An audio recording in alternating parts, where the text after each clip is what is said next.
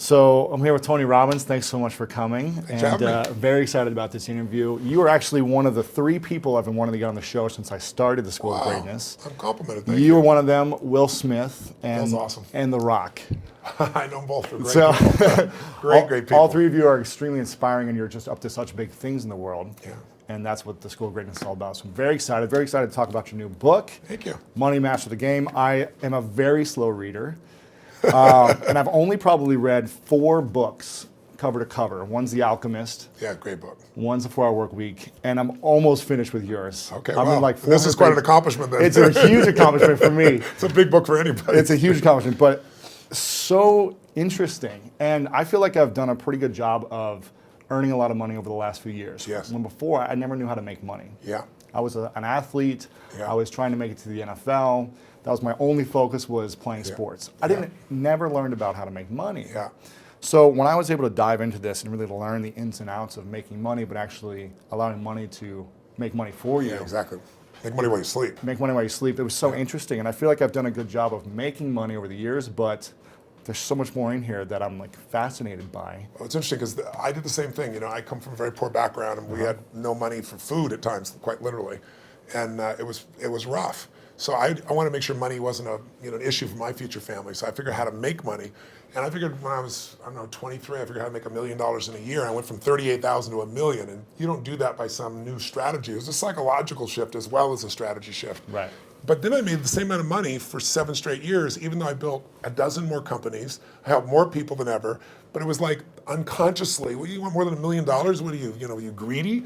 and I was actually staying, where was I? I was in Milwaukee, Wisconsin. I arrived at 2 o'clock in the morning on my birthday. I didn't have a private plane, so I had to go like 4 different connections from where I was. And I get in this place, and it's a horrible place, and I call my kids, and I'm talking to this woman on the phone named Maria, who used to run my house and take care of my kids. And I said, Maria, I'm sorry it's so late, but I want to talk to my kids. Oh, happy birthday. She gives me this whole thing. And then she walks me to Mr. Robbins, she says, I never dreamed I'd live in a castle, because I have a place called the Delaware Castle. And I just want to thank you. I feel like a princess. She goes, last night I was sitting in your jacuzzi looking out at the water and thinking how lucky I am. And I'm in the Ramada Inn in those days, looking at this moose head going, this woman is really rich. So I finally decided, listen, if I can make 38,000 to $1 million, it's not about money, it's like growth. So I went, I want to make $3 million, but I want to make more of it while I sleep. But then I really began to realize it doesn't matter how much money you make. It's really your capacity to take your creativity and stop trading time for money. It's the worst trade in the world. Everybody's a financial trader. Yeah. They don't realize they're a trader. They're trading time, and you can't get more time. So this book is how to take anybody, an average person, a millennial just getting out of college with a bunch of debt and saying, how do I really make this work? Or a baby boomer saying, how do I still retire? And the way I did it was I said, I want to interview 50 of the most brilliant financial people in the world. Because most people don't know that I've been working with Paul Tudor Jones, one of the top 10 financial traders in history, for 21 straight years, and he hasn't lost money in 1 year in 21 years. Right. We made money in the tech blow up that happened in 2000 and 9/11. In 2008, when the market was down 51% from top to bottom, he made 28% positive, right? Incredible. So every day, literally, he emails me, I monitor him, I come see him, I work with him, and he pays me 7 figures a year to be able to do this, and I've been able to continually help him go to the next level. But quite frankly, I've learned more from him, I think, than I could ever teach him. Right. And he helped me open these doors. So this book is the best from every self-made billionaire that I could find. Carl Icahn, I'm sitting down with this guy. He just made $2 billion in the last 18 months off a $30 million investment off Netflix. He sent an email or a tweet out, about Apple saying it was undervalued, and 2 hours later it was worth 17 billion more by a tweet. Wow. So the people I've got to hang with over the last 3-4 years I've got a PhD in finance from the people controlling the world's finance. And what I've tried to do is, the reason I did that is make it simple, bring it so I could train anybody else. Because in this business, what you don't know will hurt you financially. So I want to know how to protect people and how to help people maximize. And that's why I did the book. It's incredible. And what I want to know is why we weren't taught these things growing up. Me too. Tell me. Right? So if they were like, okay, Tony, we're giving you the key to the education system. Yeah. And how would you apply, what teachings would you apply into about finances, learning about this, how to generate wealth as opposed to trading time for money, but really leveraging it and investing it the right way? What would you start implementing? Well, the first thing you want to teach anybody, a child, a kid, anybody, is that you'll never earn your way to freedom. You just don't. You look around and you see, Curt Schilling, if you remember from Boston Red Sox, made $100 million a year. He's broke, bankrupt. I asked Warren Buffett, I said, what made you the wealthiest man in the world? And he smiled and he said 3 things. He said, living in America, great opportunities, having good genes, so I lived a long time, and he said the last thing is compounded interest. And we all know about compound interest, but I give the example in the book of this guy, Theodore Johnson, worked for UPS, never made more than $14,000 in income in his entire life in a year. And in old age, he was worth $70 million. And how did he do it? All he did was he took a percentage of his income. His percentage was 20%. Now, his family said, we can't save any money. But he met a friend who said, if you pretend there's a tax, and the tax just took the money away from you, and you never see it, the money just comes out of your account and goes in an investment account, you'll be financially free. And so he was disciplined. He didn't look at it. It happened. $70 million by compounding. So people's mistake is, and kids don't know this, adults don't know this, that you won't earn your way there, but you can compound your way there. Yeah. And what I wanted to do is say, where do you put that money? Not that's the me. trick, right? That's the secret. Well, the first trick is actually doing. Almost nobody does. Right. The second trick is you really have to understand where you're going to get hurt, because the fees. the fees are just destroy people. You have a whole chapter about the fees. I was like, this is incredible. Isn't it wild? It's nuts. Like, I mean, you lose so much money just on the fees. Well, just so people have an understanding, 96% of all mutual funds never match the market. I mean, they never beat the market. So I was just on a morning show this morning, and Michael Bloomberg's one of his guys that has some of his money. So this is the only industry I know of where people think they can be a doctor. They think they can be a financial planner. And I said to him, I said, well, look, the statistics, Warren Buffett taught me this. He said, Ray Dalio told me this. David Swenson, who took Yale from $1 billion to $24 billion in 2 decades. These are people telling me this. Right. Nobody beats the market except a couple unicorns that nobody has access to. And I said, I didn't say you're not one of them, but I said, here's the truth. 96% of mutual funds don't match the market. That means 4% succeed. Now, what are your chances of picking the right mutual fund? People don't know what they're doing. They put their money in a 401k. They pick a mutual fund not knowing what it is. If you play blackjack, and you and I play, and you get 2 face cards, and your inner idiot says, hit me, I want to give 1 chance in a million, I'm going to get an ace. You have an 8% chance of winning. Right. If you try to get a mutual fund, you got the 4% chance of winning. So what I show people is not only do you not get the result, thinking logically, if I hire someone else to do it, they'll do better than me, but in addition, you pay around 2,000% more than it's worth, meaning you get the same exact product, the same stocks. If you own the index, right? You own a piece of all of America's best companies, say the Vanguard 500 index, 500 top companies, that costs 0.17%, like less than 0.2% versus the average mutual fund is 3.17. Incredible. So compounded over time. But first, just hear that so you understand. It's like the average car sold in America is a Honda Civic. It's $20,000. You can get the Honda Civic for $20,000, or you can pay $350,000. That's the difference between 0.17 and 317. But if you look at it over a period of how old are you? 31. 31, okay. So let's assume you and a couple buddies at 35 managed to put aside 100 grand, and you manage not to add any more money, but to grow it at 7% in spite of ups and downs in the market. And you're 65, how much money do you have? Well, if you paid 1% in fees, over those 30 years, your 100 grand became $574,000. Not bad for never adding another dime. Right. If you had 3% in fees, had the same growth, but 3% in fees, you now have $324,000. Almost half as much. $250,000, 77% less money. And you had the same return. It was just the fees. So the world, most people, you ask them, what are your fees? They have no clue. Right. So I've created a site where people can go, they can type it in, you find exactly what your fees are and what you should be paying. And it's highway robbery. Where in the world would you pay 2,000% more for the same exact product? You can only do it because the financial industry makes things so opaque, so convoluted, and people feel overwhelmed. And hard to understand. Very hard to understand. That's why I try to come in here and go, look, time to become the chess player, not the chess piece. Yeah. Let me teach you so you understand what's going on. It's not that complex. They use all these big words, but when you know what's going on, you don't get screwed, and more importantly, you take advantage of the system instead of letting the system take advantage of you. Yeah, I like that. Now, you've coached some of the world's greatest athletes, former presidents, biggest CEOs. Who coaches you? I've had a lot of people asking me to ask you this question. Yeah. Who mentors you, who coaches you today? I have always looked for people that were playing the game at a different level than I am and or knew the road ahead. I always tell people, anticipation is power. If you ever play a video game against a child, it's pretty disastrous, right? Maybe not for you, you're maybe a different generation. But for me, it's like, it's not the kid is faster and smarter. If they played this game before, like 8 million times, so they know the first shot's here, the second shot's here, the third shot there, and you're like reacting. So when you're reacting to things, you fail. So my mentors have been people over the year, different people. My earliest mentor was a man named Jim Rohn. He was a personal development speaker, just touched my life. Then I was involved in neurolinguistic programming, NLP, when I was, 21, 22, 23 years old. I became partners with a man named John Grinder, brilliant man, co-founder of that. But in my last couple decades, it's been people like Peter Guber, who owns the LA Dodgers and owns the Golden State Warriors NBA team, and he's just brilliant. He's got 52 Academy Award nominations. So he's a mentor for me. Paul Tudor Jones, I coach, but also I'm coached by him because we get to pitch and catch. And then, I've got some people in my life that, like Steve Wynn is a dear friend of mine, built most of Las Vegas. He's brilliant. And these guys are all 18 years my senior, so they know the road ahead. And I'm able to learn from them in advance and then kind of anticipate things. And that, to me, is incredibly valuable. Yeah, very cool. Now, I want to ask you how you personally handle a breakdown. Because I've been to your workshop, and incredible experience. Thank you. And you teach people how to overcome their fears and how to handle breakdowns, but how do you personally deal with it? And do you even have any breakdowns? Yeah, they sent me a list of questions you had just to kind of give me a peek, and that was one of the questions, and I was like, it's interesting.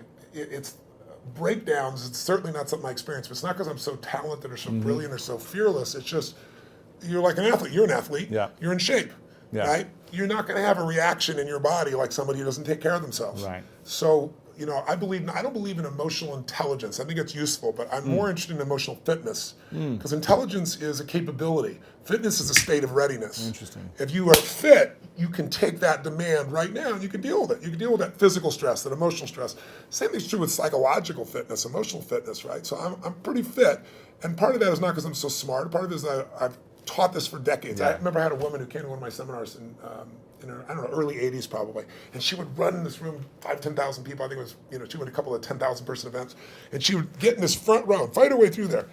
And she'd jump and go for it. And at one break, she came up to me, I was signing a book for her, and she says, she goes, Mr. Robbins, I've seen you at like 8 of these. She goes, I've seen you like when you're really, I know, I can hear your voice, you're hurting, or you haven't slept. And she goes, you always seem to be so up all the time. How come you're so up? And I said, well, part of it is I attend all these seminars. So I'm teaching it. So there's a fitness to that. But there's also, I've buried 3 fathers and 1 mother, and that affects your life. I've had a physician look me in the eye and say you have a tumor in your brain. Wow. And so I've had those moments that when you've had extreme stress and you push your way through it, you build psychological muscle. It's like it takes a lot to knock me off. In the early days, we didn't have $50,000 to keep the doors open. How do we do it? Then I had graduated to $5 million. Then I graduated to a partner of mine who kind of didn't do things well, and I ended up owning $100 million because I had to take on his debts. $100 million. But when you do all that stuff, now my companies do $5 billion, a year. So you keep expanding what I would call really the circle of the threshold of your influence. Sure. Everybody has a threshold of control, and if you get beyond it, you kind of freak out. So it takes a little bit more. I can't. So you don't really have breakdowns. I don't have a breakdown. I mean, do I get pissed off or get frustrated or tired? Yeah, but a breakdown, honestly, no. So how do you handle it if you get tired of something? I sleep when I can. Okay, cool. I mean, it's pretty simple. But when I've had challenging times, I mean, I have so many tools. Yeah. I doesn't happen. I pull them out. And mostly it's just like you as an athlete. You don't just physically break down. Right. You take care of yourself. So you're constantly training that. I think most people don't train their mind and emotions. It's like I think the most powerful muscles to me are not physical, as strong as important as they are. It's like faith is a muscle, courage is a muscle, determination is a muscle, playfulness is a muscle. Passion unexpressed weakens. Faith untested gets smaller. Yeah. So I'm always, I call it deep practice. I'm always pushing myself to the edge, and pushing yourself to the edge makes you stronger. Yeah. In the book, I was really excited to hear you talk about, you say the secret to wealth is gratitude. Somewhere in the book it says that. And I think maybe it was someone else you were referencing. Yes, it came from Sir John Templeton. And every day I practice gratitude. When I wake up, and every night I always try to say to my girlfriend or someone I'm talking to before I go to sleep, 3 things I'm most grateful for. That's great. Now why, so I was pleased to see that. I was like, I'm on the right track if I'm living in gratitude, but why is that the secret to wealth? Well, Sir John Templeton is probably one of the greatest investors in history. People don't know his name. He started out with nothing. He wasn't Sir, he wasn't from another country, he came from the US. And he decided that he wanted to understand wealth, and so he saved $10,000, a huge amount of money in those days. And when Hitler invaded Poland, he developed a belief. His belief was, you make your money in times of maximum pessimism.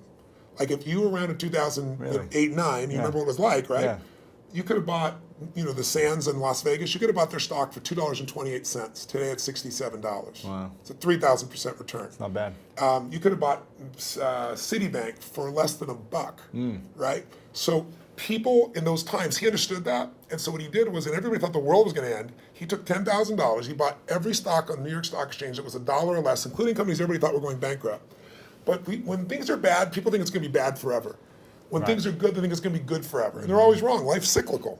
So there's a season for everything. So once we got through World War II and a few years later, guess what? Those same stocks made him a billionaire. So when I asked him, I said, what's the secret to wealth? His response really touched me. He goes, you know it, you teach it. I said, what's that? He said, gratitude. And I said, why do you say that? He said, because if you got $1 billion and every day you live pissed off and frustrated, the quality of your life is called pissed off and frustrated. Right. But if you have nothing, but you're euphorically grateful for whatever you have, you're the richest person that you're going to know. He said, so it doesn't matter how much money you got if you don't have gratitude. So I do the same thing, by the way. I have a process I call it priming, where I get up every morning. I do mine in the morning. I do this radical change to my body, kind of alter my state. And then I do 10 minutes, I never miss. And my first 3.5 minutes is what I'm really grateful for. And I make myself think of at least one of those three that's something really simplistic instead of something giant. The wind on my face, the look in one of my kids' eyes, something of that nature. And then I do 3 minutes of strength and healing, and I do 3 minutes of what I'm going to create my world. And I do that for a minimum of 10 minutes every day, because I believe you have to condition it. You don't just hope that stuff shows up. You set your intention each morning. Without a doubt, every day. Yeah, every very day. cool. So what are you most grateful for recently in your life? Gosh, so many things.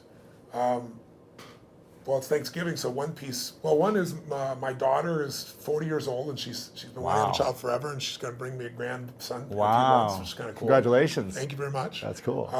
But also, it's Thanksgiving, so for me, it's a very emotional time, because my family was fed when I was 11, and we had no food at Thanksgiving, and it touched me so deeply, and I decided I was going to give back. So when I was 17, I fed 2 families, and then 4, and then 8, and then I didn't tell me I was doing it, and then I got my friends to do it, and my companies grew, and I've fed 42 million people now over 37 years. And but you have a challenge for this, right? Yeah, well, this one, what I did is I decided, I'm writing this book, and in the middle of writing it, last summer, most people didn't even notice, Congress cut food stamps. They don't call it food stamps anymore, but I lived on them, so I know what they are, food stamps, with my family. Family lived on them. But they cut it by 8.7 billion, which means you eliminate 2 million people from the rolls overnight, and they still need to eat. Wow. So I support all these nonprofit organizations, and Feeding America is the largest in the country. And so I thought, I want to call attention to this. So if I donated all the profits of this book in advance, how many people could I feed? Because I normally feed 2 million through my foundation, and I match it. So we feed 4 million a year. And they said you could feed 10 million people. I was like, wow, I'm in. Wow. and then as the years gone by, I've gotten more and more inspired. And so now I'm going to feed 50 million people personally, not just from the book. I'm writing a larger check on top of it. But also, I'm working with Feeding America to get matching funds to feed 100 million people. Incredible. So to go from my family not being able to eat to feeding 100 million people is a pretty amazing sense of gratitude and a sense of grace. And I've done my part, but there's been grace in that as well. It's amazing. It's incredible what you're doing, and very inspiring. So thank you for doing that. So anybody gets the book, You're feeding I'm not getting any families. from it. It's for you. Yeah. But it also feed on average 50 families every book. 100% is being donated. 100%. Not only 100%, More than that. Yes. That's amazing. Yeah. Now, I think I also read in the book, I don't know if you said this or someone else said this, but the key to living is giving. Yes. Now, I think I might have heard you say this actually back when I first saw you when I was 16 at an event. And I remember thinking, I don't have anything to give. I don't have any money. How am I supposed to invest my money? 10, 20% every month. And then how can I give on top of that? But I really understood that, it's so valuable and important to give. And I work with a lot of nonprofits myself, building schools for kids around the world. That's wonderful. And I've seen a big impact in my life and the way I'm able to serve people. Sir John Templeton told me that he's never seen anyone tithe, which, tithing is usually 10% of what you earn, for at least a decade, who didn't become incredibly financially free. Wow. And I think the reason is, I had a moment like when my whole life changed. It was kind of twofold. I was really young, like yourself back then, right? Working my tail off, trying to build a business. I mean, you have big goals, you don't always succeed to start with. It doesn't just come together, right? It was hard. And I remember I was so frustrated because I was working 18-hour days and nothing was working, and I was broke, and I felt embarrassed, I should be doing better than this. Sure. And so I was driving home from Orange County on the 57 freeway in San Gabriel Valley, out near a place in Pomona, California. It probably doesn't matter anybody else, but I can remember it so vividly because it was almost midnight. And I was at this breaking point. And then I was like, why am I not, doing better? And then I just pulled over the road, and I used to keep these journals. I still have them, written journals. And I wrote in big lines, the secret to living is giving. And I started to cry. And I realized I am so focused on what am I not getting. Receiving. I'm not focusing on what I'm giving. Yeah. So for 6 months, man, it turned me around. But then, something else to get in your body. It was in my head, it was in my heart, but it had to get in there to stay. And I started going through some really tough times. And I lost everything financially, and I was mad at everybody because, like, I'd loaned a friend $1,000, and I'd been doing well, and he didn't even return my phone call. Oh. And what changed me was I was down to, I don't know, $22, $23, something like that. I don't know, it was $24. Enough that I knew that I didn't have money for food for the next week, clearly. And I didn't have any prospects. And I was living in Venice in this 400 square foot bachelor apartment, feeling sorry for myself, getting pissed off. And I thought, you know what, I got to eat. So I'm not going to drive my car because I'm not going to spend the gas. I'm not going to pay for parking. Sure. I'm going to go to an all-you-can-eat place and load up for the winter, right? So I can get more, like one meal a day. Right. And so there's a place called Marina del Rey, not far from Venice, and it's a beautiful community, and it's right on the water. And there's a place called El Chorito. It's still there. It's a little restaurant. It had taco bar and all that kind of stuff. So I walked there for the 3 miles, and I go, okay, I'm going to go and load up. And it was all about myself and getting through this. And this woman walked the door, actually a very attractive lady. That's probably why I caught my attention. And I'm waiting to see who her boyfriend is, and there's nobody up there. There's a little guy down here. It was obviously her son. And he's wearing this 3-piece suit, a little vest. He opens the door for her. He pulls out the chair for her. And it was just, he stared into his mother's eyes. I mean, it was just pierced into her eyes. I don't know what it was, but something about him was just so moving. He was such a sweet, caring, loving young man to his mother that moved me. So I paid for my meal. I don't know what was left, 17, $18. Put it back in my pocket, was left. Walked up to this young man, introduced myself, and I said, hi, I don't remember his name. I think he said his name was Ronnie. And I said, Ronnie, I said, you're a class actor. I saw how you opened the door for your lady. I saw you held out the chair for your lady. He goes, she's my mom. I said, that's even more classy. Right. And I said, so cool that you're taking her out to lunch like this. And he goes, well, I'm not really taking her lunch because I'm just 11 and I don't have a job, Right. I said, yes, you are. And I had no plan. I just reached in my pocket, took all the money I had, changed dollar bills, and threw it right there in front of him. He looked at me like this. He goes, I can't take that. I said, sure you can. He said, well, why? I said, because I'm bigger than you are. Right? And he got this big grin on his face. His eyes got this big. And I just shook his hand. I didn't even look at his mom. And I just walked out the door. But the reason I tell you the story is I had no car. I had no money. I was euphoric. I was like flying home. I was like, I probably looked like an idiot, probably skipping or something. I mean, I was just, and what I felt was, I should have been like, what the hell did you just do? I have no meal, or are we going to eat? Right.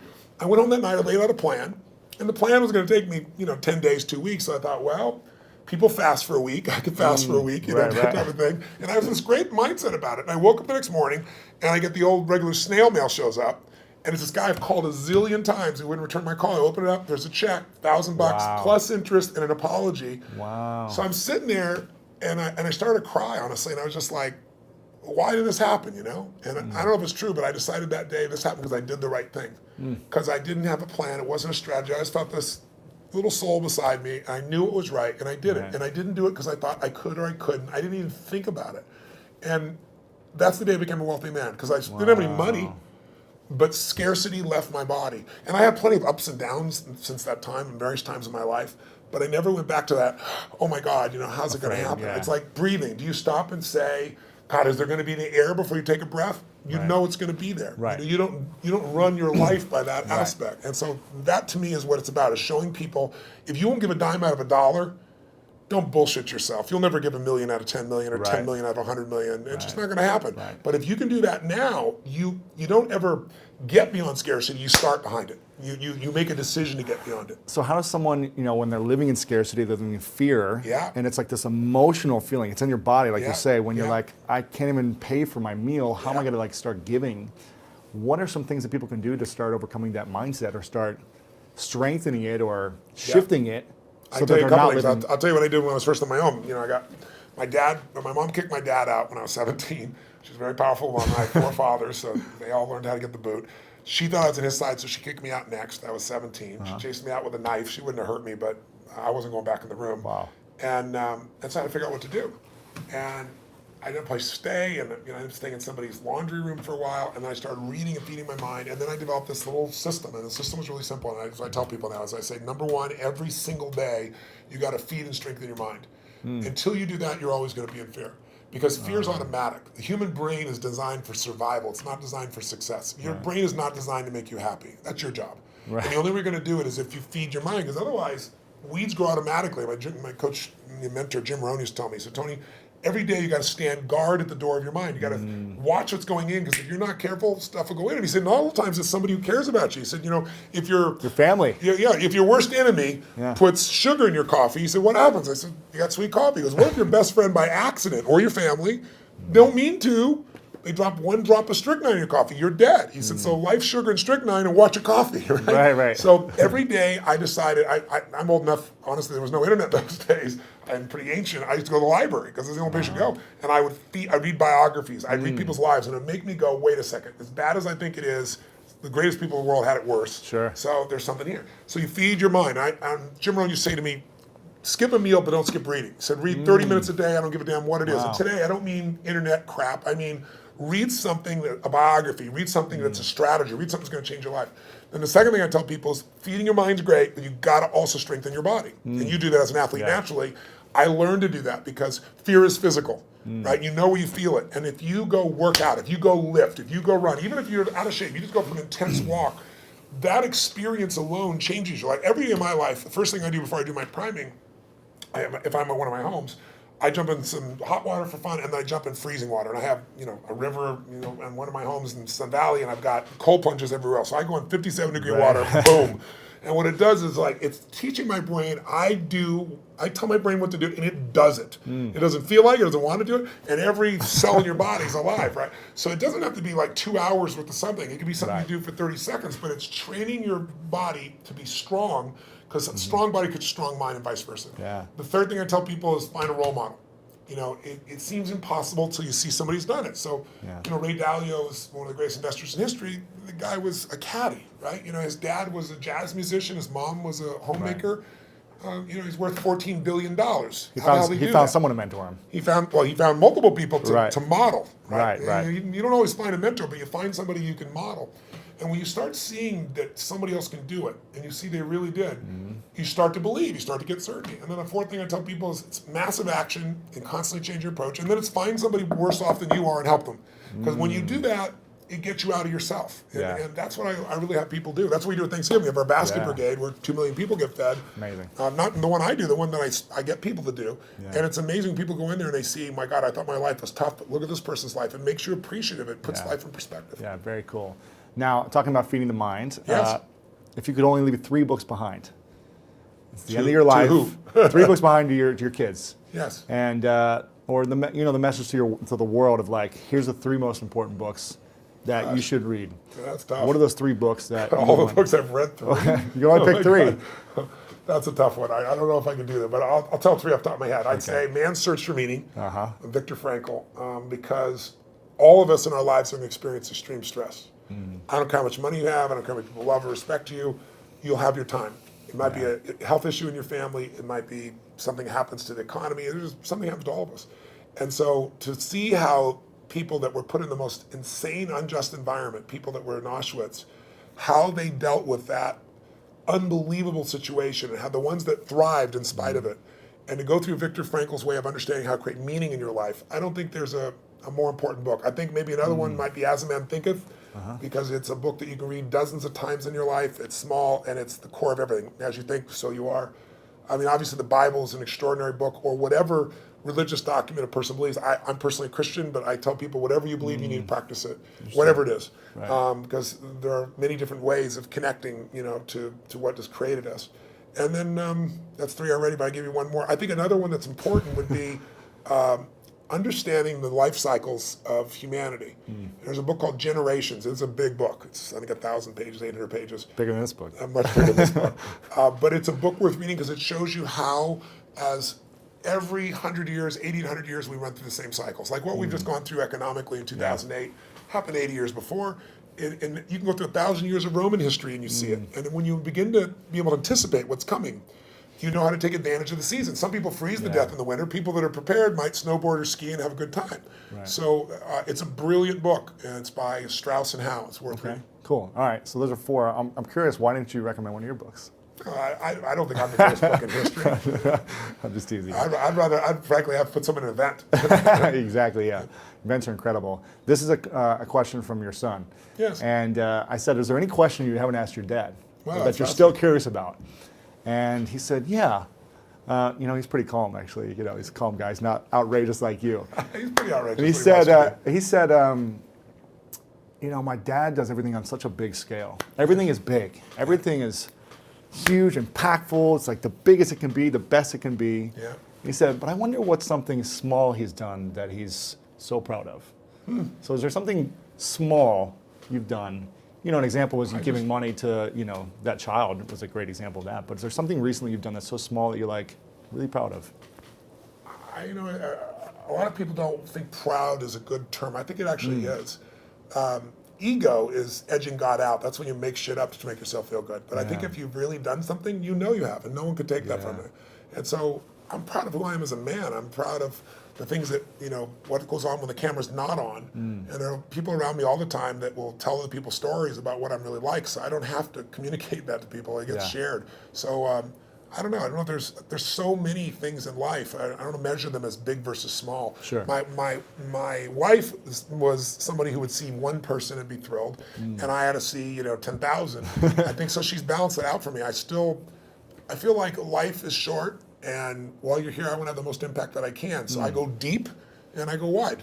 Right. But every interaction to me is an important interaction, and sometimes that interaction is just being kind. I know it sounds stupid, but kindness can, to the right place at the right time. Somebody can be suicidal, you don't know it, and you're being kind, and it changes their state. Yeah. There's an interesting story of there's a gentleman who wanted to kill Nixon, and he couldn't get access to Nixon.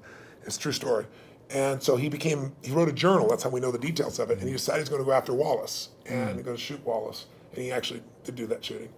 And when they read his journal, it was fascinating. He didn't want to kill Nixon because he didn't like him or Wallace. He just wanted to be famous. He wanted to be worth something. And one of the reasons he didn't kill Nixon is he was going after Nixon, and he was this far from the president, and an old woman bumped into him just as he's reaching in his pocket to get this gun. And in the middle of this, everything's frenzied. He wants to shoot, become the most famous man, another one of those assassins. And this woman grabbed his hand and said, "I'm so sorry. I'm just so sorry." Really? And he said in his journal afterwards, his hand was on the gun. Wow. And her looking in his eyes with this love in her eyes and this kindness in her eyes, he said, "I couldn't make her witness that," and he put the gun away. Oh, man. That saved Nixon's life. Wow. Right. So we went after Wallace, But that's the power of a moment of kindness. So I think we underestimate. Somebody came and fed my family when I was 11 years old, Obviously, the person must not be alive still because I've told the story these last 20 years, and they haven't reached out to me. Yeah. But, imagine what the impact of that was by that one little act of kindness. Crazy. Yeah, amazing. So you go back to 31. You're 31, you're my age. Yep. What are the three things you do with your money based on the information in this book? We talk a lot about asset allocation. Yes. The fees, understanding where you're putting your money, and understanding finding a fiduciary, right? Yes, yes. We talk a lot about that, but what would you do if you're making... Knowing what I know today? Yeah, go back, you're 31 years old, what would you be doing? Well, three things you do first.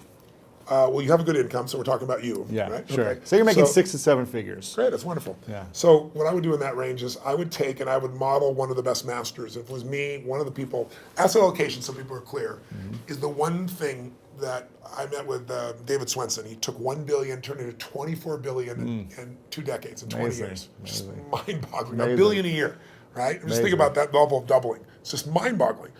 And I asked him, I said, what are the dials? What are the only dials we can touch? And he said, Tony, to increase your return, there's only a few things you can do. He said, you can make better selections of stocks. He said, you can have better timing. He said, and you can have better asset allocation. He said, the first two will never happen because the first two cost you money. Got to hire somebody. Everybody's wrong on the timing. He said, asset allocation, which simply means dividing your money into different buckets. Some of those buckets are secure so that even though you think you're going to be a genius, you're going to make money no matter what, that money goes slower, but it'll always be there, and it'll give you freedom for the rest of your life. There's a growth bucket, which is also a risk bucket. We forget that. Yeah. Because one of the things Ray Dalio taught me, he said, Tony, everybody invests and what they think they know. If you grew up with real estate, you're not a genius, but you made money in real estate because anybody can when real estate's going up. Yeah. You think you're a genius. You think you know stocks. Oh, you're a genius, in 1999, right? Sure. You're a genius in 2010 when things started to grow a bit. He said, whatever you invest in your lifetime, that area is going to drop 50 to 70%. There's zero exception. He can show you mathematically and he can show you historically. Wow. So he said, you have to diversify even though you don't want to. And you have to divide these monies up. So every one of them taught me different asset allocations. But the one that I think is the most valuable for anybody to really take advantage of is Ray Dalio's. Because Ray Dalio's figured out, why is it in 2008, if your stockbroker, your financial planner said, we're going to protect you. We're going to put you half in stocks and half in bonds. Why did they both go down? You weren't protected at all. Same thing happened in 2000. And he figured something out. When you think you're in a balanced portfolio, you're not balanced. And the reason is stocks are 3 times more volatile than you'll find in bonds. What does that mean? It means when you think you're 50-50, you're 50-50 with your money, but you're not 50-50 with your risk. You're 95% at risk and 5% on the good side. That's why everybody loses. So he figured a formula because he said, look, someday I'm going to be gone. Yeah. I want my kids to have the money long term. I want all the philanthropic things I'm doing to be taken care of. So he spent 15 years studying the markets and figured out, how do I design a portfolio that'll make money every time? Like if it loses money, it lost in 75 years, it's lost 1.6% when it's lost, but it's been right 85% of the time. Wow. If you went to Vegas and you had a plan that worked for 75 years and made money 85% of the time, and when you lost 1.6%, and when you gained more than 10%. The biggest loss in 75 years is 3.95%, less than 4. Wow. So why did people not make it in the stock market? Because when you take a 50% hit, they all say stay in. Nobody, the average person never stays in. Sure. If you look at the last 20 years, the average person, the stock market over 20 years, from 1993 to 2013, has averaged 9.2%. Pretty cool compounding. You double your money pretty damn quick doing that. Right. But the average mutual fund investors made 2.5%. Ooh. Why? Because they freak out, they sell when it goes down, they buy when it's looking good, which is the wrong time to buy it. They don't know what to do. So what Ray Dalio's strategy does, and by the way, he's never shared this strategy ever publicly. And he gives it in here. He gives it in here, which is mind-boggling. Very cool. I pushed him, I teased him, I cajoled him. In the end, I said, look, you're not taking any more money. Help the average guy out. He lays it out. You can do it yourself, or you can have someone else do it for you, but it takes 15 minutes a year and 85% success over 75 years. Wow. And I could take any time period. The last 30 years, he lost money 4 times. One of those is 0.003%, so it's really break even. So, and again, the most he ever lost, less than 4%, average 1.9%. Right. So if you're looking for a plan, I'd put some money there. And the other money that I would do is I'd take some of that money and I'd look at what are the biggest trends. I have a lot of my money also in senior housing. And the reason is twofold. It's a demographic inevitability. There's this giant wave of baby boomers, and there isn't enough senior housing to take care of them.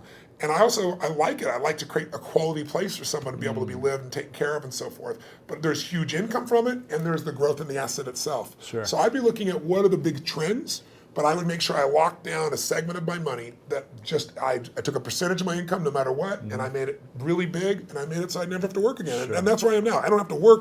And what's ironic is, when you interview people that make at least $750,000 a year, right, just under $1 million, 80% of them say they'll never retire. When you interview people that make a very little amount of money, they all talk about wanting to retire. Right. And the people that do retire say they'll retire after 75. Like, Steve Wynn's my buddy, he's 72. Warren Buffett's 84 now. Still working. I met with Jack Bogle, who created Vanguard. He's been in the business 63 years. Wow. He's 85 years old and such a genius. Sitting down there, he spent 4 hours with me, by the way. He came by for 45 minutes. He wrote in the book here, he goes, Tony Robbins came by for 45 minutes. 4 hours later, I had the most provocative and probing interview of my life, he said. But the guy's still in the game. Because the real goal is not to have to work. If you don't work, you'll go stark raving mad, because we all need to be productive to feel alive. Yeah, interesting. A couple questions left for you. Sure. One of them is, what's your definition of greatness? I don't know. I think everyone has greatness. I don't like that separation. I respect it, because in sports, I think it's really easy to measure. But sports is one aspect of life. I think everyone has the opportunity to be great. To me, being great is being outstanding, to stand out from all the rest. And as you know, in sports, it can be by a few microseconds, right? In the Olympics, it could be a nose hair, and you stand out. If you stand out, you show other people what's possible. Not everybody likes that. Some people get angry and think you're showing them up. Other people get inspired. I've always been inspired by somebody who's the best in the world at what they do. And so I think greatness is somebody who just will not settle and finds a way to do, be, share, and create in life what they want, as opposed to fitting in. I think most people are trying to not be rejected. I wrote in this book, I took a quote from Aristotle saying, how do you really live your life? Well, if you don't want to upset anybody, it's really simple. Don't do anything, don't say anything, don't be anything, and everybody will like you. Know? But if you want to have a quality life, I think you just have to put yourself on the line. And so to me, greatness is people that put themselves on the line, they keep growing, they won't settle. So what's next for you? What are you still up to? I mean, why are you going after inspiring 100 million people, feeding 100 million people? What's next? Why not? Right? It's like, what else are you going to do with your life? I look at, there are lots of challenges. I mean, this was a problem I wanted to go after. It's a problem because people are being abused by a system that nobody means to abuse it. It's just, it's not an evil system. It's just, you have large corporations that are set up to make a profit, and that's their job. They're not set up to make you as an investor more profitable. So they take care of their shareholder first. So they get all the fees they can. They manipulate the system. So I want to give people freedom. To me that's valuable. But what I do with my life is I look at what I see that moves me. I mean, I always tell people ask me about speaking, they say, how do you be an effective speaker? I said, don't speak about shit you're not passionate about. And that you don't have a true edge where you can help somebody. If you can add massive value and you're passionate about it, then talk about it. Otherwise, shut the what up. That's my view. So when I find things that I'm very passionate about, I like to go deep. I think we live in a Facebook world, a Twitter world, a tweeting world, texting world, where people are, by technology, not realizing they're becoming more and more shallow. I mean, there are people ending relationships by texting now. It's like, just, are you kidding me? They go, why is the person upset? I can understand. Did you see this? I texted you. And I look at them going, are you kidding? But technology is making us think that our Facebook friends are our friends. I mean, give me a break. There's only a few friends you can go deep with. You can't have 10,000 friends and go deep. And I think a lot of people are dissatisfied because technology is making us go faster and faster. So I look for things to go deep in. And I think in our lives, there's a few areas that matter. Your body, your emotions, your spirit, your relationships, your economics, your business. Those half dozen or so areas I like going deep in, and I'm going to keep doing it. Sure. Chad Moretta asked me he said, all the interviews you've done lately for promoting this book have been very intellectual. And he said, I'd love to see you get him in his physical state and show your move. So in a second, I want to see if you'd be open to doing a thumb wrestling and getting into state so we can show people how you do this. If you're open to it. If you're open to it. In a second. You go to getting in state. Getting in state that's not what it's about. But go ahead. I would love to see how you get into it right before you're going on stage or whatever. I don't go to state to thumb wrestle. Trust me. Arm wrestle? Yeah, no. But before we do that, if you're open to it, I just want to acknowledge you, Tony. I think it's you've had a huge impact on my life and so many people. I posted last night. I'm going to be interviewing Tony. Is there any questions you guys might have? And hundreds of comments and questions of people saying how you've impacted their lives. So I just want to say thank you for creating the spark for so many people, including myself when I was 16 and watched you for the first time. Where did you come to the seminar? It was in St. Louis, Missouri, at the Javits Center back in the day. It was. I don't think it was UPW. It was like it's a one-day event, wasn't it? It might have been 1 or 2 day. I remember it was like Donald Trump was there, Dick Vermeil, like a lot of people were there. And I remember my dad bought us floor seats, like probably halfway back on the floor. And there was a moment where you walked out and you came out and you walked right next to me. And I remember thinking, first off, wow, you're really big. Well, you're pretty big yourself. I was smaller then, but I remember thinking, how, this is so inspiring that someone can take an idea of what they want, their vision, and create it and manifest it into speaking in front of thousands of people and really adding so much value to the world and so many people's lives. And I remember then thinking, that's something I would love to do one day, is be able to turn a vision into reality. And so I want to acknowledge you for creating the spark in so many people. Every workshop you provide, so many people are moved and changed. And so I think it's so powerful what you've created, and I want to acknowledge you for that. I really appreciate it. I'm glad to know that was one of your triggers. That's very cool. So, thank you. Very cool. I'd love to do this move if you could do it. If you're open to get it up. So what do you want to do? You want to thumb wrestle? I want to see you do your move, if you can show. No. You open to it? No. Okay. Let's thumb wrestle. It's just totally artificial. Let's thumb wrestle. It's like me talking about passion, right? I said don't do it if you're not passionate. I'm not a passionate thumb wrestle, but how do we do this? So we're going to do 1, 2, 3, 4. I declare thumb war. Okay. Have you ever done this before? No, go for it. Okay. Oh, we just do it? You got to get my thumb down. You got to hold it for 3 seconds. Okay. You got big hands. Okay, is this going to go on for 20 minutes? Oh, you got me. I think you gave it to me. You gave it to me too easily. Dr. Robbins, thank you so much, man. Thank you. I appreciate it. Thank you so much. Continue your great works. Thank you. Awesome. I got to give you a hug. Oh, you got it, man.